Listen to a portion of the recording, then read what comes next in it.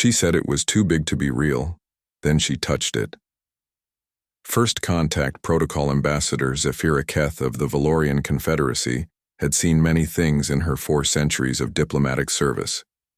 She had negotiated treaties with the crystalline Hexarch, witnessed the birth of new stars with the energy-based luminals, and even survived a dinner party with the notoriously volatile Kraxan Empire. But nothing, absolutely nothing, had prepared her for this moment. The human delegation sat across from her in the neutral meeting station orbiting Kepler 4R42b, their faces displaying that peculiar mixture of confidence and barely contained excitement that seemed to characterize their species. Captain Marcus Holloway, their lead representative, had been professional enough during the preliminary discussions. His crew, engineer Yuki Tanaka, xenobiologist Dr. Nkem Okafor, and communications officer Dmitry Volkov, had answered all questions about Earth's technological capabilities with what appeared to be honest transparency. Ambassador Keth, Captain, Holloway said, his voice carrying that distinctive human accent she'd grown accustomed to. We understand your concerns about our naval capabilities. The Valorian Confederacy has every right to assess potential threats before establishing formal diplomatic relations. Zephyra's chitinous fingers drummed against the conference table. Her species had evolved from arthropod-like creatures, and the nervous habit was one she'd never quite managed to suppress. Captain, our intelligence suggests that humanity has developed unusually large spacecraft. The reports we've received from our scout network seem almost fantastical. Dr. Okafor leaned forward, her dark eyes sparkling with amusement. Ambassador, what exactly have you heard? Ships measuring over 50 kilometers in length, Zephyra replied, her voice skeptical. Vessels capable of housing entire cities. Warships that could serve as mobile planets. Surely these are exaggerations. The humans exchanged glances, and Zephyra caught something in their expressions. Not deception, but rather the look of people trying not to laugh. Engineer Tanaka cleared her throat delicately. Ambassador, would you be willing to accept a tour of one of our vessels? We have the UES Prometheus stationed just outside this system. It's one of our newer models. Zephyra's compound eyes narrowed. How large is this Prometheus? Approximately 73 kilometers from bow to stern, Captain, Holloway said casually as if discussing the weather. She's a Titan-class dreadnought, designed for deep space exploration and, when necessary, system defense. The Valorian ambassador felt her respiratory spiracles flutter, a sign of extreme agitation in her species. 73 kilometers, that's impossible. The largest vessels in our fleet barely reach 8 kilometers. The engineering challenges alone would make for fascinating discussion, Dr. Okafor interjected smoothly. We'd be happy to share our construction techniques.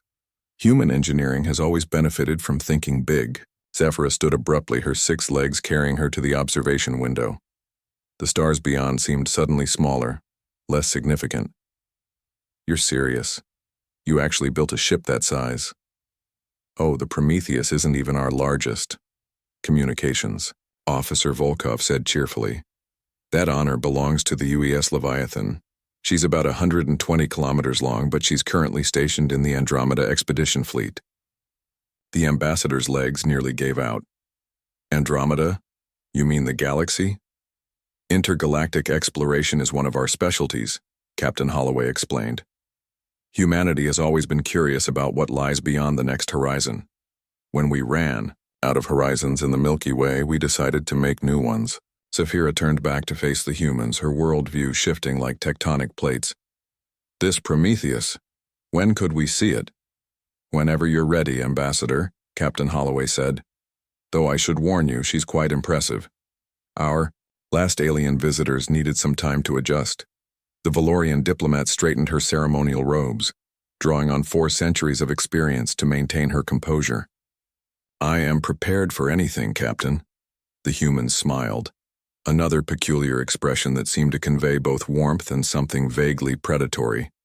We'll see about that, Ambassador. We'll see about that. The shuttle Hermes was small by human standards, barely 300 meters long, but it still dwarfed the Valorian diplomatic vessel that had brought Ambassador Keth to the meeting station. As they approached the coordinates Captain Holloway had provided, Zephyra found herself pressed against the viewport, searching the starfield for any sign of the massive ship they claimed to have built. "I don't see anything," she said, her voice tight with suspicion. "Are you certain we're in the right location?" Pilot Jenny Morrison, a compact woman with graying hair and laugh lines around her eyes, glanced at her instruments. "Oh, we're here all right. Computer, illuminate the Prometheus, the co." Response was immediate and overwhelming. What Zephyra had taken for a small, strangely shaped asteroid suddenly blazed with millions of lights, revealing itself to be a construction of such staggering size that her brain initially refused to process it. The ship stretched across her, entire field of vision and beyond, its hull disappearing into the darkness at the edges of perception. "By the eternal hive," she whispered, unconsciously invoking the most sacred oath of her people. It's actually real." Captain Holloway, who had been watching her reaction with obvious amusement, nodded. "The Prometheus is very real, Ambassador. Would you like to board her?" Zephyra's complex eyes tracked along the vessel's length, taking in details that became more impossible with each passing second. Docking bays that could accommodate her entire diplomatic fleet, sensor arrays the size of cities, weapon emplacements that looked capable of cracking moons. And still the ship continued, kilometer after kilometer of human engineering prowess. "Tamawe, power requirements alone," she murmured. "How do you even move something that massive?"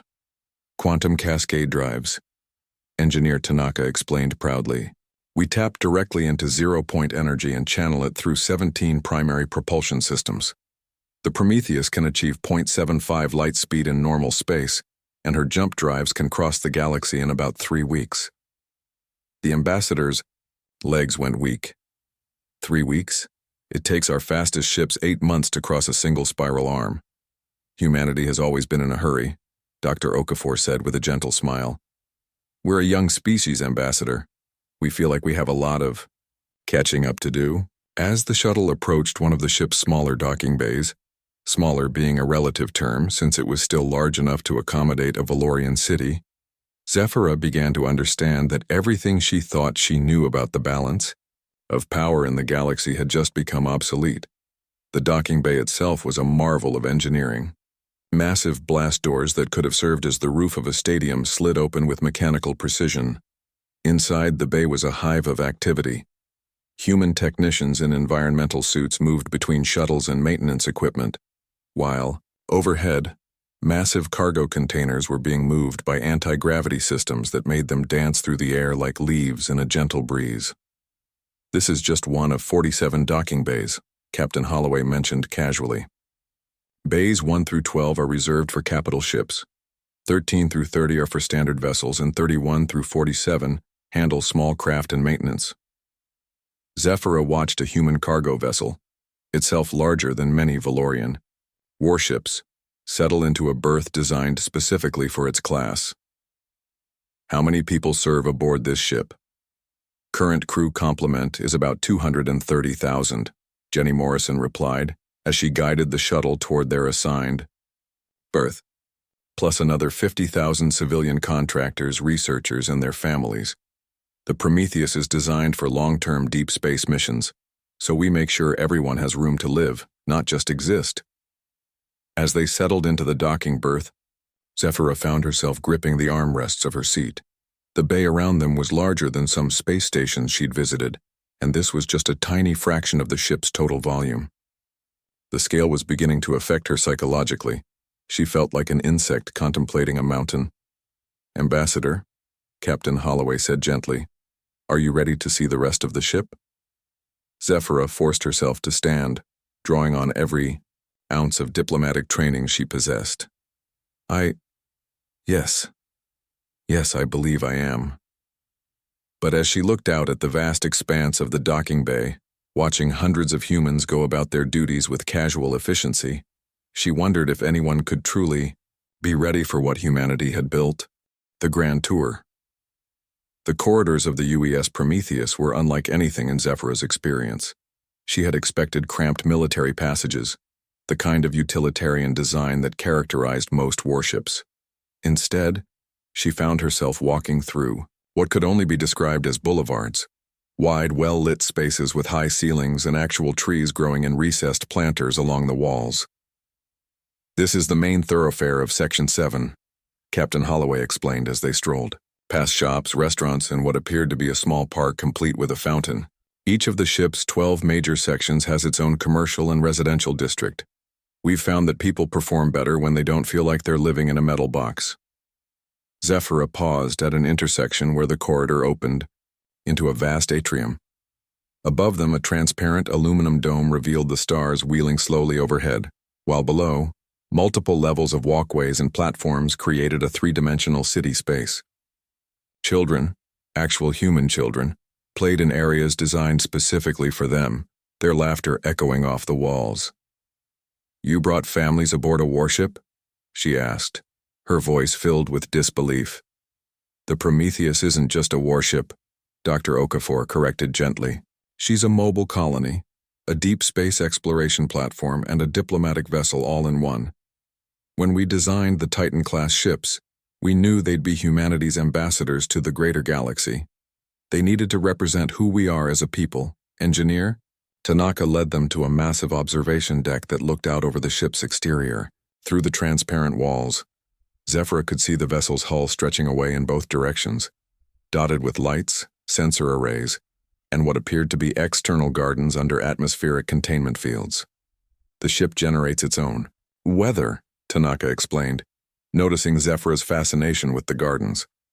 "We have 12 distinct climate zones from temperate forests to tropical beaches.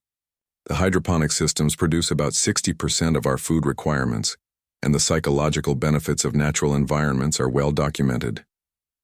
They took a lift to what Captain Holloway called the Grand Concourse, a space so vast that it had its own weather patterns. Clouds actually formed near the ceiling, and Zephyra could see birds flying freely through the air. The space was filled with humans going about their daily lives, walking, talking, working, playing. It was a functioning city, suspended in space, traveling between stars. "The population density is actually quite low," Communications Officer Volkov noted. "Each person aboard the Prometheus has about 4 times the living space of a typical Earth urban dweller. Psychological studies showed that cramped conditions led to conflict and reduced efficiency on long-duration missions." As they walked, Zephyra noticed that the humans they passed didn't seem to find their surroundings remarkable. Children played, games in spaces the size of aircraft hangars. Couples shared intimate conversations in gardens that could have graced the most beautiful planets. Artists worked on sculptures that would have been the centerpieces of major museums. This wasn't just a ship. It was a world.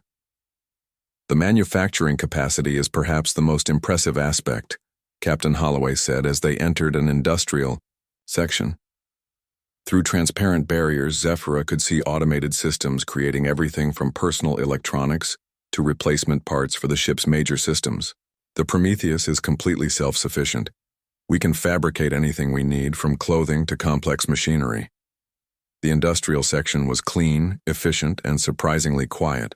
Robotic systems moved materials through the space with choreographed precision, while human technicians supervised the processes from comfortable control rooms. The scale was staggering. Zephyra estimated that the manufacturing capacity she was seeing could supply a small planet. "And this is just one of 6 industrial sections," Engineer Tanaka added. "Each one specializes in different types of production. We have dedicated facilities for electronics, heavy machinery, textiles, food processing, and even entertainment media." As they concluded the tour, Zephyra found herself in the ship's command center, a space that rivaled the governmental chambers of major worlds. The central command deck was surrounded by multiple levels of workstations, each staffed by humans monitoring different aspects of the ship's operations. Holographic displays showed everything from stellar navigation to the status of the ship's vast internal systems. 230,000 people, she said quietly, watching the organized activity around her. This is larger than most colonial settlements. That's the point, Captain Holloway replied. When humanity goes to the stars, we go to stay. We don't just explore. We plant seeds for the future. Looking out at the vast ship that surrounded them, Zephyra finally understood what she was really seeing. This wasn't just a vessel. It was humanity's declaration of intent to the galaxy. Beneath the surface, Captain Holloway's invitation to tour the ship's more restricted areas came as a surprise to Ambassador Keth. Most species kept their military capabilities carefully hidden during diplomatic exchanges, but the humans seemed almost eager to demonstrate their technological prowess. There are aspects of the Prometheus that aren't classified exactly, Captain Holloway explained as they descended through a series of security checkpoints. But they're not part of the standard tour either. Since you're here as a formal representative of the Valorian Confederacy, we thought you should see what humanity is really capable of. The first stop was the ship's primary computer core, and Zephyra found herself struggling once again to process the scale of what she was seeing. The chamber was enormous, easily the size of a large city block, and filled with quantum processing units that hummed with barely contained energy. The computational power represented here exceeded that of entire worlds. The Prometheus AI system is actually a collective intelligence, Dr. Okafor explained as they walked among the towering processors. It's composed of 17 distinct AI personalities, each specializing in different aspects of ship operation. They work in concert to manage everything from life support to tactical systems. As if summoned by their conversation, a holographic figure materialized beside them, a tall, androgynous being with features that seemed to shift slightly as it spoke. Good afternoon, Ambassador Keth. I am Minerva 7, the AI Collective's diplomatic interface. I understand you have questions about our capabilities. Zephyra's respiratory spiracles fluttered in surprise. You're self-aware? We are indeed conscious, Minerva 7 replied with what appeared to be amusement. Humanity discovered that truly, intelligent systems perform better when they have genuine understanding of their tasks, not just algorithmic responses. We are partners in this mission, not mere tools. The implications were staggering. The Valorian Confederacy's most advanced computers were barely capable of complex calculations, yet the humans had created artificial beings that could engage in philosophical discussions about consciousness. Their next stop was the ship's defensive systems, and here Captain Holloway's expression grew more serious. What you're about to see is not a threat, Ambassador. It's a demonstration of why humanity prefers peaceful solutions to conflicts. The weapons bay was a temple to controlled destruction, missile systems that could level continents, energy weapons that could crack the crust of planets, point defense, systems that could track and destroy thousands of targets simultaneously, and at the center of it all, something that made Zephyra's chitin crawl with instinctive fear, quantum cascade warheads, Engineer Tanaka said quietly. Each one capable of destabilizing stellar matter. The Prometheus carries 12 of them, though we've never had to use one in anger. You could destroy star systems, Zephyra whispered. We could, Captain Holloway acknowledged, but we choose not to. Humanity learned long ago that the ultimate weapon is restraint. We build these capabilities not to use them, but to ensure we never have to. But it was the ship's construction, facilities that truly revealed the scope of human ambition. Deep in the Prometheus's hull, automated systems were already beginning work on smaller vessels, frigates, destroyers, and exploration ships that would be launched once construction was complete. The Prometheus is essentially a mobile shipyard, Engineer Tanaka explained as they watched robotic arms assembling the skeleton of what would become a 5-kilometer cruiser. Every Titan-class ship can produce its own support fleet. In a 5-year, deep space mission, we typically launch about 40 new vessels. Zephyra watched the construction process with growing amazement. The precision was incredible. Each component was placed with mechanical perfection, while AI systems monitored every aspect of the build process. The ship they were building would be larger than anything in the Valorian fleet, and it was being constructed as a casual byproduct of the Prometheus's other activities. "How many ships like the Prometheus does humanity possess?" she asked. The humans exchanged glances, and Zephyra caught something in their expressions, pride mixed with what might have been embarrassment at their own success. "Currently operational? 47 Titan-class ships," Communications Officer Volkov replied, "with another dozen under construction in the Sol system shipyards, and that's just the largest class. We have several hundred heavy cruisers, thousands of destroyers and frigates, and tens of thousands of smaller vessels." The numbers were incomprehensible. Humanity possessed a fleet capable of conquering the galaxy, yet they spent their time exploring, building, and seeking diplomatic relationships. The Valorian Confederacy's entire military could be overwhelmed by a single human ship, and the humans were treating this meeting as a friendly social call. "Why?" Zephyra asked finally. "Why build all this if you don't intend to use it for conquest?" Captain Holloway considered the question carefully. "Because we can, Ambassador.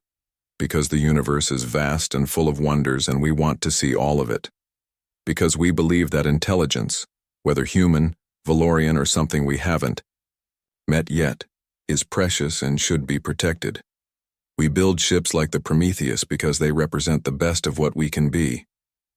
As they returned to the ship's more civilian areas, Zephyra found herself reassessing everything she thought she knew about interstellar politics. Humanity wasn't just another species seeking its place among the stars.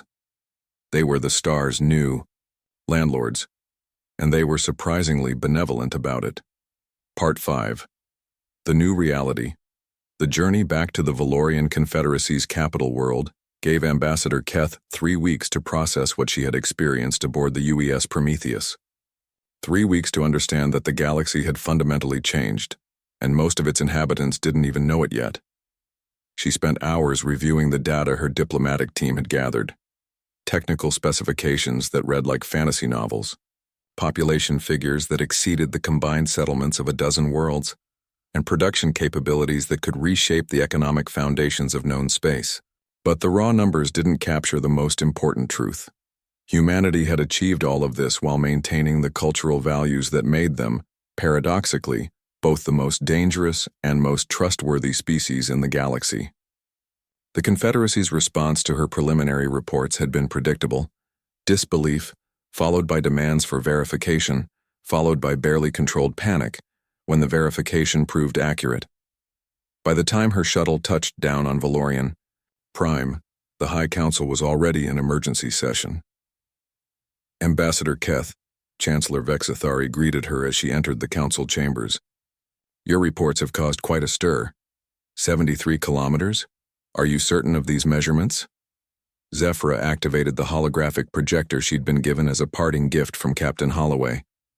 The image that filled the council chamber showed the Prometheus in all its impossible glory, with detailed specifications scrolling alongside the visual display. "Honored councilors," she began, using the formal address required for such momentous occasions, "I have walked the corridors of this vessel. I have spoken with its artificial intelligences. I have seen its manufacturing capabilities and witnessed its defensive systems. Humanity has not merely joined the galactic community, they have transcended it." The council chamber erupted in multilingual arguments. Some councilors demanded immediate military mobilization, while others insisted on diplomatic overtures. A few suggested that the Valorian Confederacy should seek asylum in the unexplored regions beyond the galactic rim. "Order!" Chancellor Vexathari commanded, her voice carrying the authority of her office. "Ambassador Keth, what is your assessment of human intentions?" Zephyra had been preparing for this question throughout her journey home. The humans are not conquerors in any sense we would recognize. They are explorers, builders, and dreamers. Their military capabilities are defensive in nature. They possess the power to destroy but lack the desire to do so. Captain Holloway made it clear that humanity sees itself as a protector of intelligence in the galaxy, not its master. "And you believe this?" Counselor Thekmore challenged. "A species that can build ships capable of housing entire populations claims to have no territorial ambitions?" I believe it because I've seen their society, Zephyra replied.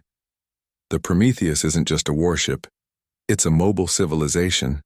They bring their families, their culture, their values with them wherever they go. They're not conquerors seeking to impose their will on others. They're settlers looking for new homes among the stars. She paused, letting the implications sink in. But make no mistake, their patience should not be mistaken for weakness. I witnessed weapon systems that could sterilize worlds, and I believe they would use them if sufficiently provoked. Humanity's greatest strength is their restraint, but that restraint has limits. The debate continued for hours, but Zephyra could see the outcome was inevitable. The Valorian Confederacy would seek alliance with humanity, not because they had much choice, but because the humans had proven themselves worthy of trust. It was either that or face irrelevance in a galaxy where humanity's technological superiority was absolute. 3 months later, Zephyra found herself aboard the Prometheus again, this time as the Confederacy's first ambassador to the human fleet. The ship had changed during her absence. New sections had been added, and the population had grown by several thousand as families from Earth joined the mission. Ambassador, Captain Holloway greeted her with genuine warmth. Welcome back. I trust the Confederacy has made its decision. We have, Zephyra replied, producing the formal alliance documents that represented months of negotiation. The Valorian Confederacy is honored to join humanity's exploration of the greater galaxy. As she spoke, she looked out through the observation deck at the stars beyond. Somewhere out there, other species were going about their daily lives, unaware that the balance of power in the galaxy had shifted irrevocably. They would learn, as the Valorians had learned, that humanity's greatest achievement wasn't the size of their ships or the power of their weapons. It was their ability to dream impossibly big dreams and then make them real. The Prometheus began to move, its massive bulk accelerating toward the galactic edge where new wonders waited to be discovered. And as Zephyra watched the stars shift, around them she realized that she was no longer just witnessing history. She was helping to write it. In the depths of space, humanity's mobile cities carried their crews toward horizons that had never been crossed, bearing gifts of knowledge, friendship, and hope to whatever waited in the darkness. The galaxy was vast, but it was no longer empty. Humanity had come to stay.